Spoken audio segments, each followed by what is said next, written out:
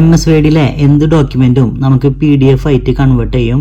കൂടാതെ ആ ഒരു ഫയലിന് നമുക്ക് പാസ്വേഡ് ഇട്ട് എങ്ങനെ ലോക്ക് ചെയ്യാമെന്നാണ് ഇന്നത്തെ വീഡിയോയിൽ കാണിക്കുന്നത്. MS Wordലെ ഡോക്യുമെൻറ്റ് നമുക്ക് സേവ് ചെയ്യണമെന്നുണ്ടെങ്കിൽ ഫയലിൽ പോയതിന് ശേഷം ഇവിടെ സേവേഴ്സ് എന്നുള്ളത് ക്ലിക്ക് ചെയ്യാം. അപ്പോൾ നമുക്ക് ഡെസ്ക്ടോപ്പ് ചോദിക്കും. ഡെസ്ക്ടോപ്പ് സെലക്ട് ചെയ്യുക. ഡെസ്ക്ടോപ്പ് സെലക്ട് ചെയ്തതിന് ശേഷം ഇവിടെ നമ്മൾ ഡെസ്ക്ടോപ്പ് സെലക്ട് ചെയ്തിട്ട് ഇവിടെ വേൾഡ് ഡോക്യുമെൻറ്റിൻ്റെ ഇവിടെ ഈ ഏരോയിൽ ക്ലിക്ക് ചെയ്തിട്ട് ഇവിടെ കാണിക്കുന്നുണ്ട് PDF എന്നുള്ള ഓപ്ഷൻ കാണിക്കുന്നുണ്ട്. ഈ PDF സെലക്ട് ചെയ്യാം.